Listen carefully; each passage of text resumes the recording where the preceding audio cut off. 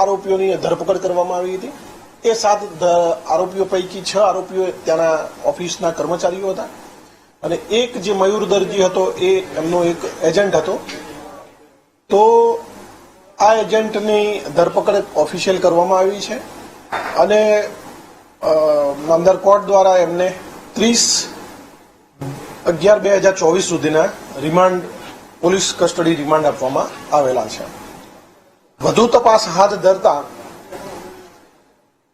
તપાસ દરમિયાન બીઝેડ ગ્રુપના માલિકની અલગ અલગ મોંઘી અને કિંમતી ગાડીઓ વોલ્વો, મર્સિડીઝ, પોર્શે, ફોર્ચ્યુનર અને હેરિયર જેવી મોંઘી ગાડીઓ પણ સીઆઈડી ક્રાઇમ દ્વારા કબજે કરવામાં આવી છે। એ પણ ધ્યાને આવ્યું છે કે આ જે ગાડીઓ છે એ રોકાણકારોના પૈસાથી વસાવેલી છે અને એ ગાડીઓ મુદ્દામાલ તરીકે સીઆઈડી ક્રાઇમ દ્વારા જપ્ત કરવામાં આવી છે। વધુ તપાસ કરતા બીઝેડ ગ્રુપના અલગ અલગ એકાઉન્ટ અમને મળ્યા છે। એકાઉન્ટની ડિટેલો બેંક જોડેથી માગી અને આગળની કાર્યવાહી કરવામાં આવશે। એમની પ્રોપર્ટી, એમના ફેમિલીના સભ્યો દ્વારા વસાવવામાં આવેલી પ્રોપર્ટી પણ ધ્યાને લઈ અને આગળની કાર્યવાહી કરવામાં આવશે। 7 આરોપી પકડ્યા છે, એમાં મયુર દરજી મુખ્ય એજન્ટ હતો। બાકીના લોકોનો રોલ શું છે જેને આરોપી તરીકે અત્યારે બતાવ્યા છે એવા લોકોમાં? આ જે લોકો હતા એ અલગ અલગ ઓફિસોમાં જે રોકાણકારો આવે છે એમને ફોર્મ ભરાવાના, લોભામણી લાલચો આપી અને એમના જોડેથી મોટા પ્રમાણમાં જે ડિપોઝિટ્સ હોય એ લેવાના, મતલબ જમા લેવાની કામગીરી અને ઓફિસની અલગ અલગ જે પૈસા આવે છે તો એ પૈસા મૂળ ભૂપેન્દ્ર ઝાલા સુધી પહોંચાડવા સુધીની કામગીરીમાં અલગ અલગ જગ્યાએથી સંકળાયેલા હતા। એ પૂરતો એમનો રોલ છે। અત્યારે હાલ તો જે પકડાયેલા આરોપીઓ છે એ અને બેંક અને અત્યારે તો અમે ઇન્ફોર્મેશન ગેધરિંગ કરી રહ્યા છીએ। ઇન્વેસ્ટિગેશન નિયમો અનુસારની ચાલી રહી છે।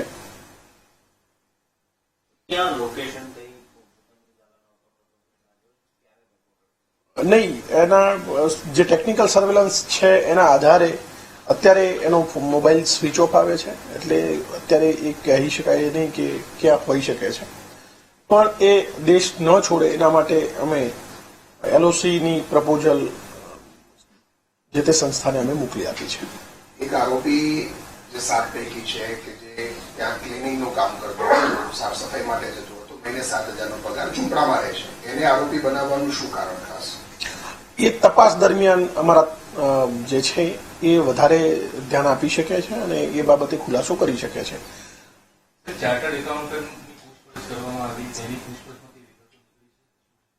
ચાર્ટર્ડ એકાઉન્ટન્ટને લાવવામાં આવ્યા છે અને પૂછપરછ ચાલુ છે। એમના જોડેથી બેંકની વિગતો મળી છે। બેંકના અલગ અલગ જે બેંકની માહિતી મેળવ્યા પછી એ બેંકમાંથી કેવા પ્રકારના ટ્રાન્ઝેક્શન થયા છે એ માહિતી આગળના દિવસોમાં વધારે પ્રકાશ ફેંકી છે। અત્યારે હાલ તો એક જ સીએ છે,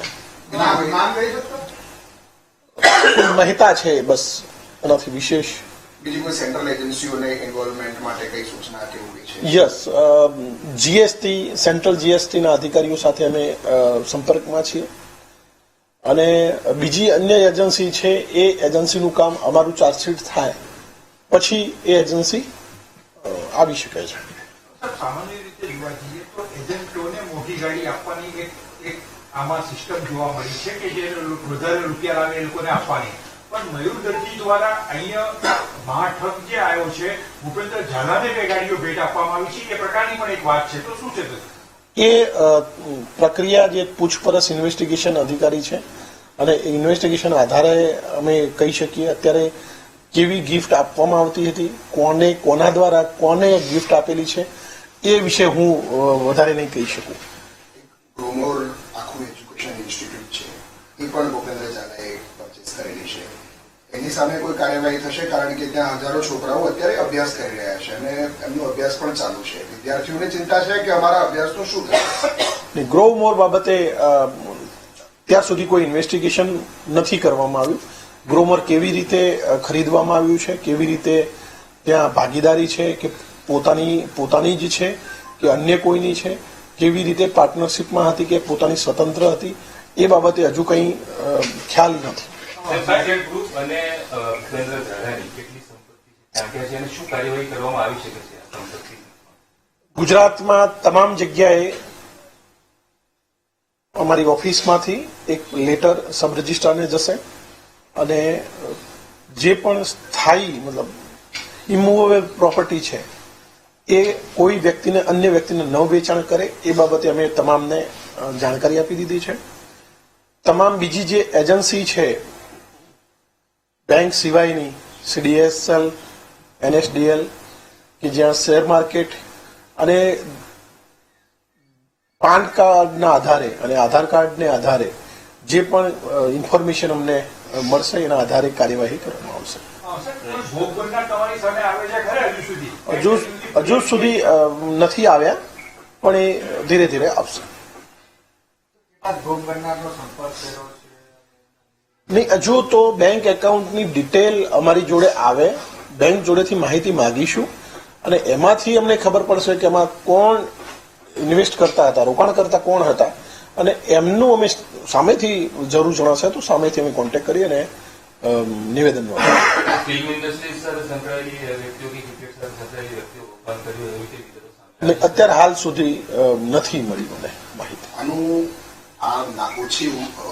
ઓછા સમયમાં આખું જે ગ્રુપ એનું મોટું થયું એમાં કોઈ લોકલ પોલીસનું ઇન્વોલ્વમેન્ટ કે એવું કંઈ સામે આવે છે અત્યાર સુધી એ કારણ કે એના કેટલાક વિડીયો પણ એવા છે કે એની સાથે પાયલોટિંગ કાર અને એસ્કોર્ટ વાળી કાર હોય ને એવી લઈને જતા હોય ને વચ્ચે ગાડીમાં જતો હોય, એ પ્રકારના વિડીયો પણ એને સોશિયલ મીડિયા પર મૂકેલા છે. સોશિયલ મીડિયા મેં જોયું નથી એટલે બાબતે હું કંઈ નહીં કહી શકું, પણ લોકલ પોલીસ ઇન્વોલ્વ છે કે કેમ, કે પોલીસ અધિકારી કે કર્મચારીઓ રોકાણ કરે છે કે કેમ, એ અમારે બેંક ડિટેલ આવ્યા પછી બેંક ડિટેલના આધારે અમે કહી શકીશું. અત્યારે કહેવું એ આગોતરું હશે. 6,000 કરોડ રૂપિયાનો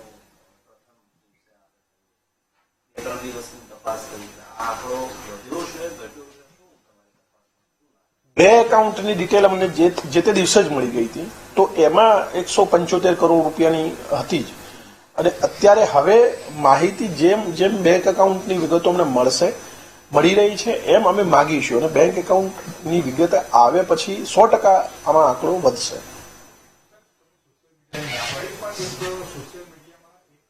ધારાસભ્ય દ્વારા પણ એક વિડીયો આવ્યો છે અને એમાં ક્યાંક ને ક્યાંક એકના ડબલ અને ડબલના 4 ગણા થાય છે એ પ્રકારની એમની માહિતી છે, એ પ્રકારની પણ વાત કરતા એવો છે. તો એ તપાસમાં ક્યાંક ને ક્યાંક કોઈ મદદરૂપ એમાં તમે લેશો? જરૂર પડશે તો અમે સામેથી કોન્ટેક્ટ કરી અને તપાસમાં મદદરૂપ થશે તેવી તમામ બાબતોનો ઇન્વેસ્ટિગેશનમાં તપાસમાં અમે એનો સમાવેશ કરીશું. સર કોઈ પોલિટિકલ ઇન્વોલ્વમેન્ટ, કોઈ રાજકીય નેતાનો પીઠબળ અત્યાર સુધી અમારી જોડે એવી કોઈ જ ડિટેલ નથી કે અમે એમ કહી શકીએ કે આમનું ઇન્વોલ્વમેન્ટ છે. અત્યારે અમારી જોડે જે માહિતી છે એ ડેટા સ્વરૂપે છે, તો એ બાબતે કહેવું થોડું વહેલું હશે. Thank you. सारा लोग तो बोली हिंदी वाला